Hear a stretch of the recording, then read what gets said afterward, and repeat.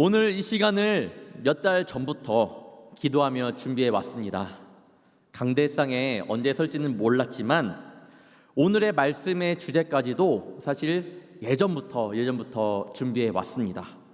오늘의 말씀의 주제를 다시 한번 읽어보도록 하겠습니다. 시작. 꺼지지 않는 불꽃. 다시 한번 읽어보겠습니다. 꺼지지 않는 불꽃. 오늘 이 시간을 기대하시나요? 하나님께서 우리의 연약한 심령 가운데 크신 은혜를 베풀어 주실 줄 믿습니다. 작년 22년 12월에 제가 성령 간증 예배를 그때 말씀을 전했는데 그때의 주제가 아무도 관심 없는 광고였습니다. 아무도 관심 없는 광고. 기억하시나요? 못하시죠? 네. 2022년 12월에 차세대 교육부에서 목자 모집을 하고 있었습니다. 어떻게 하면 홍보를 잘할 수 있을지 굉장히 고민했습니다. 그래서 배너를 설치하자라고 마음을 먹었는데 사실 배너를 설치하게 되면 홍보가 되긴 하지만 그다지 관심을 많이 끌지 못합니다. 그래서 전도사님들과 어떻게 하면 이 배너를 통해 우리 성도님들의 마음을 끌 수 있을까, 관심을 끌 수 있을까라는 우리 상의 끝에 배너를 이렇게 설치하게 되었습니다. 목자를 구합니다라는 홍보 대신에 사람을 찾습니다. 기억나시나요? 이거는? 그렇죠, 여러분. 제 말씀의 주제는 기억나지 않아도 요거 기억났으면 됩니다. 네, 기억 잘 하시고 계십니다. 그리고 그 배너 안에 QR코드까지 넣어놨고 핸드폰으로 QR코드를 찍으면 영상이 나온다고 했는데 제가 이 자리에 섰을 때에 그 영상을 확인했는데 조회수가 3밖에 안 됐습니다.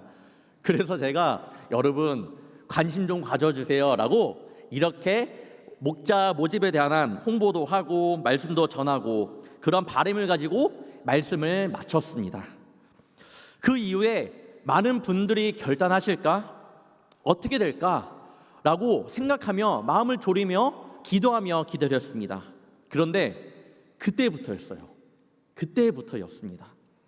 여기저기서 말씀을 듣고 지원해 주신 우리 목자님들도 계시고 우리 차세대 교육부 목자분들이 서로 권면하면서 이렇게 2023년 차세대 교육부가 시작이 되었습니다. 그때 총 시작할 때에 10분 이상이 목자로 지원해 주셨습니다. 너무나도 그때만 생각하면 마음이 뭉클합니다. 그때 이런 생각이 들었습니다. 우리 불꽃교회의 불꽃은 그래 꺼지지 않았구나.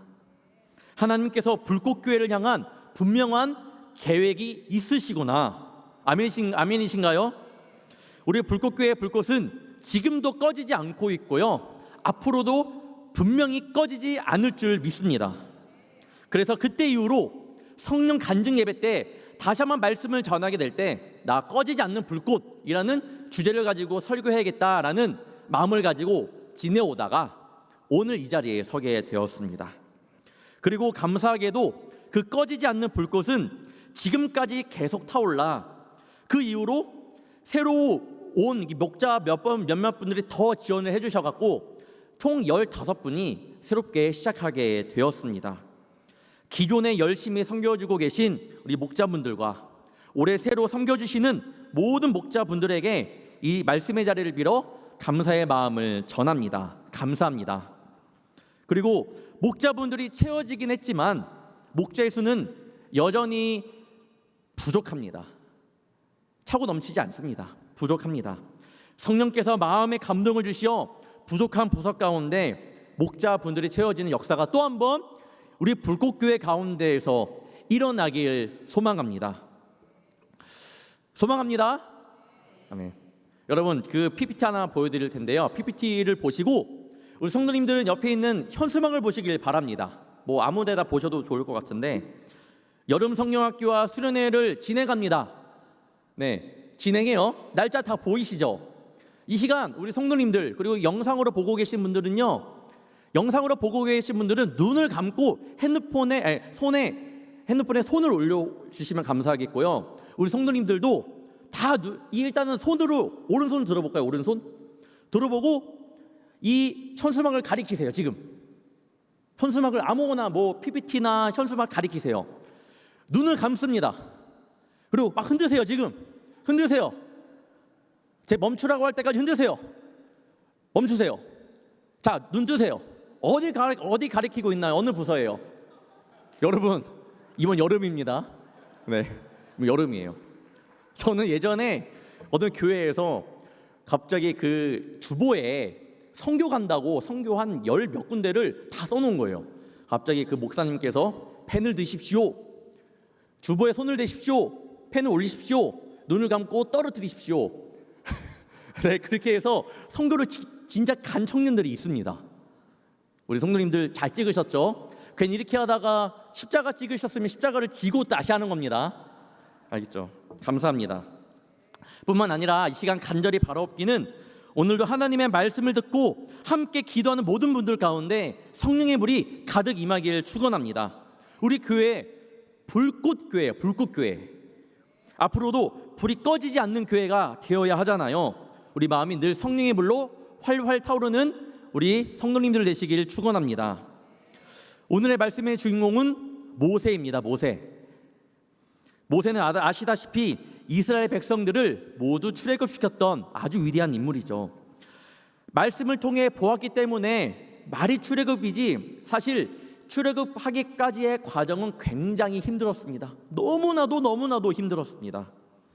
400년 이상의 노예 생활을 하고 있었던 사람들을 데리고 나온다는 게 쉬웠을까요? 나라도 잃고 마음도 잃고 있는 거라고는 불만밖에 없는 그들을 출애굽시킨다는 것이 쉽지 않은 일이었습니다. 그런데 어떻게 모세는 출애굽시킬 수 있었을까요? 그렇다고 모세가 처음부터 용기 있는 자는 아니었습니다. 그랬던 그가 확 변했던 그런 시점이 있었습니다. 떨기나무 앞에서 모세는 하나님을 만났고요, 하나님의 음성을 들었고 그때부터 본격적으로 하나님의 일을 감당하기 시작합니다.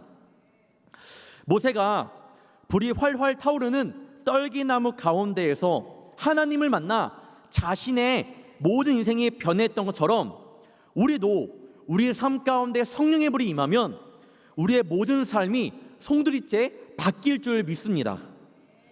오늘 말씀을 통해 기도를 통해 반드시 하나님의 음성을 듣는 시간이 되기를 바라고 하나님의 부르심에 응답하는 우리 성도님들 되시기를 주님의 이름으로 축원합니다. 하나님께서 모세를 쓰시고자 하실 때에는 하나님 안에 그 과정이 있었습니다.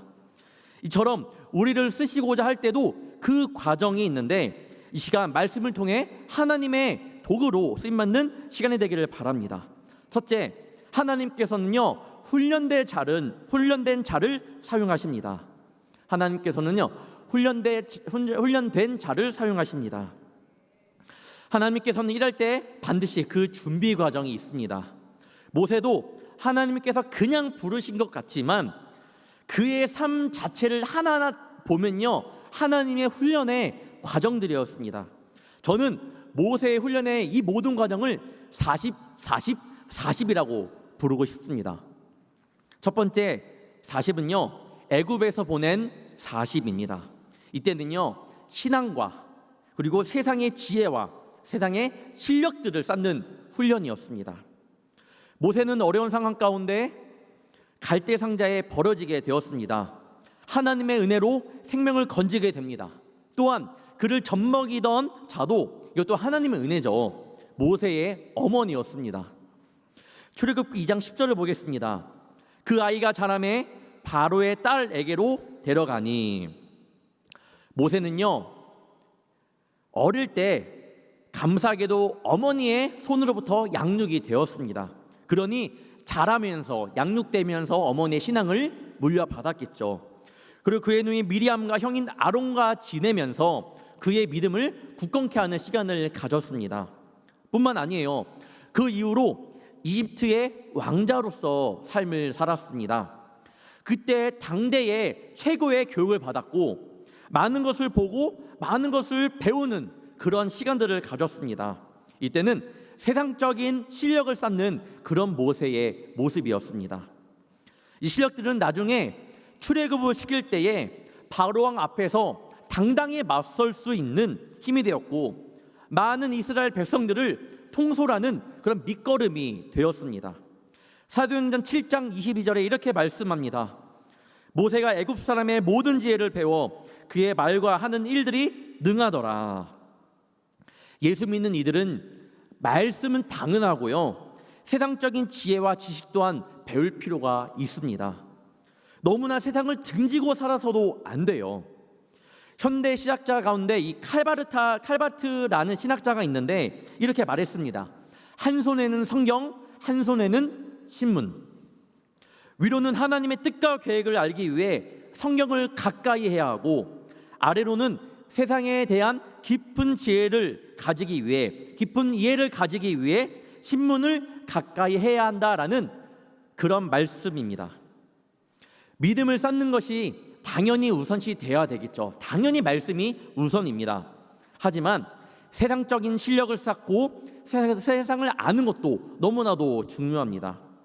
제가 예전에 교회 면접을 보았을 때에 그 목사님께서 저에게 어떤 책을 읽냐라고 물어보시는 거예요. 그래서 신앙적인 신앙 서적 이런 여러 권 얘기했는데 갑자기 일반 서적은 무엇을 읽냐라고 물어보시는 거예요. 그때는 신앙 서적을 읽고 있을 때라서 제가 읽고 있지 않습니다라고 말을 했거든요. 근데 그때 그분이 목사님께서 일본 전산 이야기라는 책을 소개시켜 주는 거예요. 그래갖고 이 책이 뭐지? 그래서 한번 궁금해봐서 면접 끝나고 집에 가면서 바로 주문해서 읽어봤습니다. 보잘것없는 회사가 막강한 기업이 어떻게 되었는지 그들만의 경영의 철학을 배우는 책이더라고요. 세상의 지혜를 통해 저는 목회를 어떻게 하면 좋을지 새로운 시선으로 바라보는 그런 시간이었습니다. 본문으로 다시 돌아와 두 번째 40은 애굽인을 살인한 후 애굽에서 도망하여 미디안 광야에서 보낸 그 40년입니다. 그때부터 그의 인격적인 훈련이 시작되었습니다. 왜 모세가 보냈던 미디안 광야에서의 생활이 왜 인격의 훈련이었을까요? 미디안 광야에서 보낸 사건에 대해 성경은 많은 것을 이야기하지 않습니다. 미디안의 제사장 이드로의 집으로 초대되었고 그의 사위가 되어 아들들을 낳았고 그 세월을 보낸 시간이 40년인데 그 시간이 어떻게 왜 인격의 훈련을 하는 시간이 되었을까? 히브리서를 보면 출애굽에 나오지 않는 이 모세의 이야기가 나옵니다. 11장 24절부터 26절을 보겠습니다. 믿음으로 모세는 장성하여 바로의 공주의 아들이라 칭함받기를 거절하고 도리어 하나님의 백성과 함께 고난받기를 잠시 죄악의 낙을 누리는 것보다 더 좋아하고 그리스도를 위하여 받는 수모를 애굽의 모든 보화보다 더 큰 재물로 여겼으니 이는 상 주심을 바라봄이라. 모세의 첫 번째 40년의 생활을 통해 훈련이 되어졌습니다. 어느 정도 자신이 훈련되고 보니 그의 신앙이 보기에 자신의 피가 섞인 히브리 민족들의 고통스러운 모습들이 막 보이기 시작한 거예요. 그래서 40년 동안 훈련을 받아 보니까 그때서야 자신의 신앙이 또 신앙으로 바라보니까 미디안 광야 그 전에 그 고통당하고 있는 히브리 민족들의 그런 고통을 보게 된 겁니다. 사도행전 7장 23절에 이렇게 말합니다. 나이가 40이 되매 그 형제 이스라엘 자손을 돌볼 생각이 나더니. 어쩌면 모세는 하나님께서 자기를 통해 애굽에 있는 이 히브리 민족들을 구출하게끔 하는 마음을 주셨다고 생각했는지 모르겠습니다. 그래서 막 막고 있는 히브리 사람들을 도와주기 위해서 그 병사를 죽였습니다. 하지만 히브리 사람들이 자신들을 위해 복수해준 이 모세를 향하여 어떻게 말씀하나요? 출애굽기 2장 14절입니다. 그가 이르되 누가 너를 우리를 다스리는 자와 재판관으로 삼았느냐? 내가 애굽 사람을 죽인 것처럼 나도 죽이려느냐? 모세가 두려워하여 이르되 이 일이 탈로 되었도다. 오히려 모세를 향하여 질타합니다. 너가 뭐길래 우리의 재판관이 되려고 하고 우리를 다스리려고 하느냐? 애굽 사람을 죽인 일로 인하여 바로가 모세를 죽이려고 하였고 자신의 민족들 또한 자신을 미워하니 모세는 그것이 두려워 미디안으로 도망치게 되었습니다. 누가 봐도 모세가 자신의 이득 때문에 했던 행동이 아니었습니다. 40년 동안 여러 훈련을 통하여 바라보니까 너무나 우리 민족들이 불쌍한 거예요. 그래서 그 애굽 사람을 죽였습니다. 그런데 아쉽게도 모세의 혈기가 문제가 되었던 거예요. 세상적인 훈련도 어느 정도 수준급이고 신앙도 좋은 것 같은데 아직까지 다스려지지 않았던 것이 바로 그의 혈기였습니다. 그리고 그 혈기 때문에 도망쳐 나오게 되고 미디안 광야의 40년의 시간이 시작됩니다. 그러면서 그의 혈기를 죽이는 미디안 광야에서의 하나님의 훈련이 시작된 겁니다. 사람은요, 실력만으로 하나님께 쓰임받는 것이 아닙니다. 자신의 인격이 하나님의 방법으로 반드시 다듬어져야 합니다. 모세는 착각했죠. 나는 이제 됐겠다라고 생각을 했죠. 자신의 민족이 고통받고 있으니까 도와주었죠. 하지만 그건 하나님의 방법이 아니었습니다. 아직까지 죽지 않았던 자신의 혈기의 모습이었습니다. 하나님은 다시 미디안 광야로 보냅니다. 그의 인격적인 훈련을 시키기 위하여. 내 지혜와 내 신앙이 때로는 괜찮다고 생각될 때가 있습니다. 그럴 때 꼭 생기는 문제가 인격적인 문제예요. 모세는 혈기가 문제가 되었지만 우리가 그럴 때는 우리 안에 교만함이 때로는 나올 때가 있습니다. 남을 낮게 여깁니다. 상대방을 위하는 마음은 있는데 마음만 있을 뿐 사실 위하지 않습니다. 사랑하는 척만 할 때가 많아요. 사람을 평가합니다. 특히 세상적으로 어느 정도 위치에 있다고 생각하는 사람들은요, 알게 모르게 그 교만한 모습이 불쑥 튀어나옵니다. 그래서 조금만 실수하면 보듬어주지 못하고 무시해버립니다. 가장 무서운 게 뭔지 알아요? 내가 그렇게 해놓고 나는 그런지 모른다라는 거예요. 그래서 더 많은 이들이 상처받습니다. 나도 상처받고 상대방도 상처받고. 정말 조심해야 됩니다. 교회 안에서는요, 더 조심해야 됩니다. 저희 아버지께서 제가 목사 안수 받기 전에 정말 많이 하셨던 말이 있는데, 종이야, 너 목사가 되기 전에는 사람이 되어야 한다. 맞는 말이에요. 100% 공감합니다. 그렇다고 제가 지금 목사가 된 후에 부족함 없는 사람이 되었을까요? 아니에요. 저는 지금도 훈련 과정이 있습니다. 하나님의 자녀로서 서 가려고 몸부림을 치고 있습니다. 모세도 두 번째의 40년의 광야 생활이 그런 자신의 부족한 부분을 다듬는 그런 시간들이었습니다. 그렇다고 그도 완벽한 사람이 된 건 아니에요. 그 40년의 미디안의 광야 생활 다음에 이제는 출애굽을 시키는데 그래도 그는 인격적인 훈련이 제대로 되지 않았습니다. 아직도 부족한 사람이라는 거예요. 신 광야의 무리바 사건을 아실 겁니다. 반석을 지팡이로 2번을 쳐갖고 하나님의 진노하심을 사고 가나안 땅에 들어가지 못하게 됩니다. 하지만 그의 그러면 인격적인 그 훈련이 실패했냐? 저는 아니라고 봅니다. 가끔씩 불쑥 튀어오르는 그런 혈기가 보이긴 했지만요, 출애굽기를 깊게 읽어보면 말로 다 할 수 없는 인내를 가지고 광야 생활을 보냈던 이 모세의 모습을 우리는 보게 됩니다. 처음과 달라요. 정말로 인내의 인내를 가졌던 그 모세의 모습을 봅니다. 저는요, 오늘 말씀을 준비하면서 다시 한번 이 모세의 인내에 감동을 받았습니다. 사람은 실력으로만 하나님께 쓰임을 받는 것이 아닙니다. 분명히 우리의 연약한 인격이 다듬어져야 할 줄 믿습니다. 세 번째 40은 출애굽 시킨 후에 이 40년입니다. 첫 번째, 두 번째 40년의 생활을 통해 훈련받은 것들이 하나님의 훈련의 끝이 아니었습니다. 이제 세 번째 40년의 광야 훈련은 진짜 믿음으로써 이제 기적과 표적을 행하며 하나님의 일을 직접 감당하는 선지자로서의 훈련을 받았던 겁니다. 하나님의 훈련은 계속됩니다. 그리고 그 훈련에 참여하는 자를 통하여 하나님은 분명히 일하십니다. 때로는 우리에게 그 훈련들이 힘든 연단의 과정처럼 보일지는 모르겠지만 그 연단의 과정은요, 결코 필요 없는 연단이 아닙니다. 하나님께서 나를 싫으셔서 주시는 연단이 절대 아닙니다. 이는 하나님께서 나를 쓰시고자 하는 연단임을 우리 마음 가운데 새기기를 바랍니다. 우리 모두 하나님의 영적인 군사가 되기를 바라요.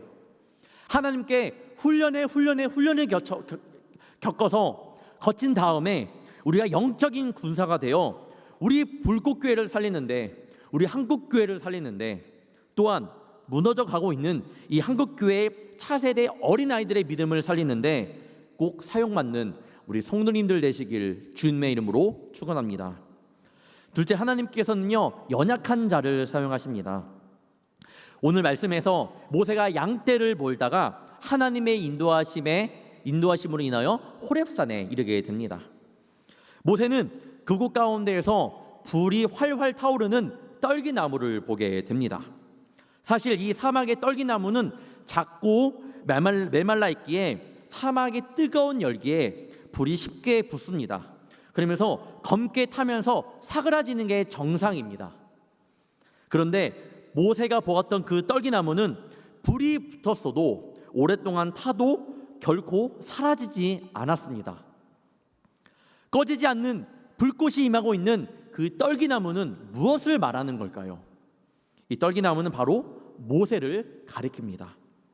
가시떨기나무는 광야에서 흔히 볼 수 있는, 또한 볼품 없는 가시덤불을 가리키는데, 당시 모세의 모습과 그가 처해 있는 상황이 그랬습니다. 모세가 많은 시간 동안 훈련을 받았잖아요. 40년의 훈련, 또한 40년의 훈련. 그렇게 훈련을 받고 준비가 되었더라도 지금 광야에서 양떼를 치고 있는 양치기일 뿐입니다. 이제 어디 가서 나 이집트의 왕자였다라고 말하기도 부끄러울 정도입니다. 시간도 많이 흘렀습니다. 누구도 모세를 찾는 사람이 없습니다. 그런데 쓸데없는 그 떨기나무에 불이 붙어서 검게 타지도 않고 불이 활활 타오르는 것처럼 모세의 쓸데없는 그런 인생 가운데, 볼품없는 인생 가운데 하나님의 불이 붙었습니다. 무엇보다 그 불은 꺼지지 않는 그런 불이었습니다. 연약한 인생을 태워서 없애버리는 불도 아니었습니다. 그 불은 모세의 인생 가운데 찾아오신 바로 하나님이었습니다. 모세의 인생 가운데 찾아오신 하나님, 모세는 하나님과 함께하니 이제 하나님의 명령대로 담대하게 선포하며 나아가면 됩니다. 하지만 아쉽게도 그럼에도 불구하고 모세는 용기 있는 모습이 아닌 자꾸만 겁쟁이의 모습을 보입니다. 모세의 깊숙한 마음 속에서 주님의 일을 감당하지 못하게 자신의 연약함들이 계속 불쑥 튀어나옵니다. 자존감 없는 모습, 걱정하는 모습, 두려워하는 모습 등 하나님께서 분명히 모세에게 나타나 명령하셨음에도 불구하고 그는 너무나도 연약한 사람이었습니다. 말씀을 준비하면서 모세가 이렇게까지 연약한 사람이었구나를 다시 한번 보게 되었습니다. 지금부터 말씀을 쭉 볼 텐데 모세의 이 연약함을 보기를 바랍니다. 출애굽기 3장 11절, 모세가 하나님께 아뢰되 내가 누구이기에 바로에게 가며 이스라엘 자손을 애굽에서 인도하여 내리이까. 4장 1절, 모세가 대답하여 이르되 그러나 그들이 나를 믿지 아니하며 내 말을 듣지 아니하고 이르기를 여호와께서 내게 나타나지 아니하셨다 하리이다. 4장 10절, 모세가 여호와께 아뢰되 오 주여 나는 본래 말을 잘하지 못하는 자니이다. 주께서 주의 종에게 명령하신 후에도 역시 그러하니 나는 입이 뻣뻣하고 혀가 둔한 자니이다. 13절, 모세가 이르되 오 주여 보낼 만한 자를 보내소서. 22절, 모세가 여호와께 돌아와서 아뢰되 주여 어찌하여 이 백성이 학대를 당하게 하셨나이까? 어찌하여 나를 보내셨나이까? 6장 12절, 모세가 여호와 앞에 아뢰어 이르되 이스라엘 자손도 내 말을 듣지 아니하였거든 바로가 어찌 들으리이까? 나는 입이 둔한 자니이다. 6장 30절, 모세가 여호와 앞에서 아뢰되 나는 입이 둔한 자이오니 바로가 어찌 나의 말을 들으리이까. 사도행전 7장 35절. 그들의 말이 누가 너를 관리와 재판장으로 세웠느냐 하며 거절하던 그 모세를. 말씀을 읽으면서 모세의 어떤 모습이 보이시나요? 이 모습은요, 떨기나무에서 하나님의 음성을 듣고 하나님의 명령을 들었던 그 모세의 모습입니다. 그 후의 모습이라는 거예요. 말씀을 준비하면서 느낀 것이, 우리가 아무리 훈련이 잘 되어 있는 사람이라도, 누가 보기에 흠이 없는 사람일지라도 주님을 위해 일하는 것은 쉽지 않구나. 주님께서 명령하신 대로 나가고 있는데 그럼에도 불구하고 주님의 일을 감당하는 것은 쉽지 않구나라는 것을 알게 되었습니다. 내가 목자로 서 있는 것, 내가 속장 인도자를 감당하는 것, 내가 선교의 회장을 맡고 있는 것, 여러 모습으로 부르시는 그 자리는 하나님의 분명한 이끄심이 없으면 불가능한 자리라는 거예요. 훈련이 되었더라도 하나님의 분명한 부르심이 없으면, 하나님이 주시는 힘이 없으면 감당하기 어려운 자라는 거예요. 하나님의 부르심이 없고 나의 연약함만 드러난다면 그것을 감당하지 못하겠죠. 우린 너무나도 연약합니다. 굳거나 믿음을 가지고 흔들리지 않는 신앙을 가지고 살아가고 싶지만 자꾸만 무너지는 모습을 내 안에서 많이 봅니다. 이것저것 자꾸만 나를 넘어뜨립니다. 그런 것들이 굉장히 많아요. 그런 모습을 내가 아는데도 자꾸만 나는 넘어집니다. 넘어지면 안 되는데, 나 이러면 안 되는데 해도 나는 넘어집니다. 하지만 그렇다고 낙심할 이유가 없습니다. 하나님은 연약한 자를 들어 사용하시기 때문이에요. 내 모습이 초라하고 연약하나요? 아멘으로 감사하며 나가는 우리 성도님들 되시길 바랍니다. 그때 하나님께서 사용하시는 줄 믿습니다. 모세가 그렇게 두려워할 때에 많은 훈련을 받았고 그랬던 모세였지만, 그래도 두려워하고 있을 때에 하나님께서는 모세를 향해 이렇게 말씀하십니다. 여러분, 두려움 가운데 있나요? 이 말씀을 잘 기억하기를 바랍니다. 하나님이 이르시되 내가 반드시 너와 함께 있으리라. 하나님이 모세에게 말씀하 이르시되 나는 여호와이니라. 이 세상을 창조하신 하나님께서 나의 하나님이 되고 그 하나님께서 나와 함께 하겠다는 이 말씀이 우리 성도님들에게 큰 힘이 될 줄 믿습니다. 나중에 10가지 재앙을 내리면서 출애굽시키는 모세의 모습을 보세요. 연약한 모습은 온데간데 없고 그렇게 용감한 자가 없습니다. 그렇게 나는 안 돼요, 나는 입이 뻣뻣한 자니이다, 나는 내 입이 둔한 자니이다, 왜 나를 보내셨습니까? 라고 했던 그 모세가, 하나님의 명령을 받고도 그렇게 고백했던 자가 계속해서 하나님을 붙들고 나가니, 그 말씀을 붙들고 나가니 담대하게 바로에게 선포할 줄 아는 사람으로 바뀌어 버렸던 겁니다. 떨기나무에서 만난 하나님으로 인해 모세의 그 연약함 가운데 하나님의 불이 붙었고, 처음에는 그 불이 희미한 것처럼 보였으나 작은 불이 큰 산을 태우듯이 늘 하나님과 동행했던 그 모세의 불은 점차 커지기 시작했습니다. 이제는 더 이상 모세는 연약한 자가 아니었습니다. 이스라엘을 출애굽시킨 아주 위대한 지도자가 되었습니다. 그리고 그는 평생토록 하나님의 도구로 사용을 받았습니다. 떨기나무에서 하나님께서 모세를 향하여 모세야 모세야 이렇게 불렀던 것처럼 오늘 이 시간 우리 성도님들 한 명 한 명 부릅니다. 종이야, 누구야? 우리가 말씀을 듣고 기도할 때에 하나님의 부르심에 한번 귀를 기울이는 시간이 되기를 바랍니다.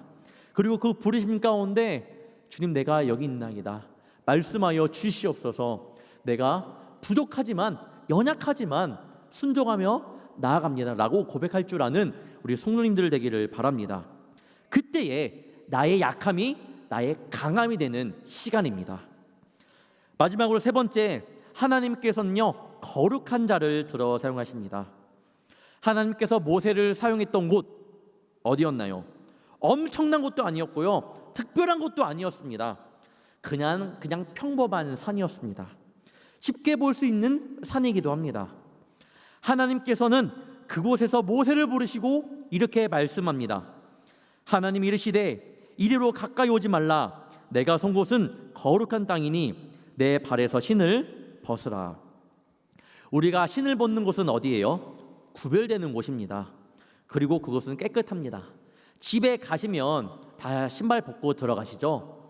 신발 신고 들어가시진 않죠? 네, 신을 벗고 들어갑니다.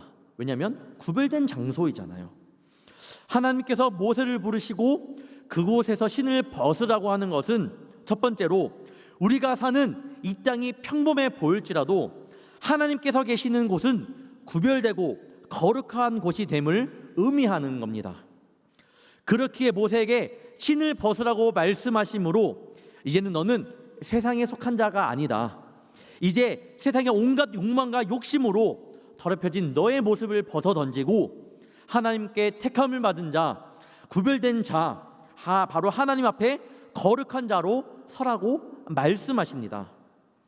또 하나, 당시 고대 근동의 신발은 발바닥만 보호할 정도로의 이 가죽에 끈을 달아서 발등이나 이 발목에 묶었습니다. 그런 샌들 모양이었습니다. 그러니까 양옆으로 다 뻥 뚫려 있는 거예요. 그러니까 먼지가 굉장히 많이 들어갔겠죠. 바른 신체 중에서 굉장히 더러워지기 쉬운 부분이라는 거예요. 우리는 신발을 벗음으로 신발에 묻어있는 더러움을 벗는 것과 동시에 신발을 벗음으로 인해 이 발바닥에 있는 안 보이던 곳까지 더러움을 발견하게 됩니다. 여러분 지금 신발을 벗어보시면 신발도 더러울 뿐만 아니라 그 여러분의 발바닥도 굉장히 더러울 거예요. 많은 먼지로 더럽혀진 발에 숨겨진 수치까지 보게 됩니다. 이는 하나님의 거룩한 임재 앞에 자신의 수치스러운 죄악까지 모두 드러내는 모습입니다. 하나님의 거룩하신 임재 앞에 서는 것도 중요하지만 보이지 않는 나의 죄로 인하여 더럽혀진 부분까지 우리는 볼 줄 알아야 합니다. 신을 벗고 또한 나의 더러운 죄를 확인하고 하나님 앞에 아릴 줄 알아야 합니다. 즉 주님 앞에 거룩하게 선다라는 것은요, 내 깊숙이 있는 마음속까지 주님 앞에 거룩해야 함을 말씀합니다. 보이지 않는 부분까지 주님 앞에 회개해야 함을 말씀합니다.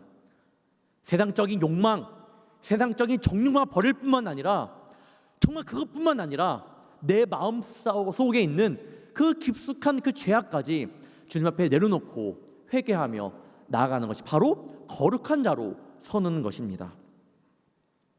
레위기 11장에서 말씀하시는 것처럼 하나님께서 거룩하니 우리도 반드시 거룩해야 합니다. 하나님께서 거룩하니까 우리도 거룩해야 된다라는 거예요. 세상적인 욕망, 그런 것만 끊는 것이 아니라 여러분의 정말 그 죄까지 볼 줄 알아야 합니다. 나의 죄됨을 다 내려놓고 회개하며 거룩함을 가지고 주님 앞에 설 때에 성령께서 우리 가운데 꺼지지 않는 그 성령의 불로 연단시켜 주실 줄 믿습니다. 그리고 그때서야 성령의 사람으로 변화될 줄 믿습니다. 사랑하는 성도 여러분, 모세가 하나님께 쓰임받기 전 아무런 존재도 아닌 그 떨기나무가 하나님의 불로 꺼지지 않음을 목격하였습니다. 그리고 그 떨기나무 앞에서 분명한 하나님의 음성을 들었습니다. 이 시간 우리도 하나님께 더 가까이 나갑시다. 그래서 이 세상 어느 것으로도 꺼지지 않는 성령의 불을 받는 시간이 되기를 바랍니다. 지금 당장 나의 신을 벗어던지고 보이지 않는 부분까지 주님 앞에 회개하며 나아가며 주님, 성령의 불로 연단시켜 주시옵소서. 그렇게 고백하는 우리 거룩한 자로서는 성도님들 되시길 바랍니다. 그때 다시 한번 내 마음 가운데 꺼져 있었던 그 성령의 불이 다시 활활 타오르는 시간이 될 것입니다. 우리는 불꽃교회에 다니는 불꽃교회 교인입니다. 저는 줄여서 불꽃교인이라고 부르고 싶어요. 불꽃교인.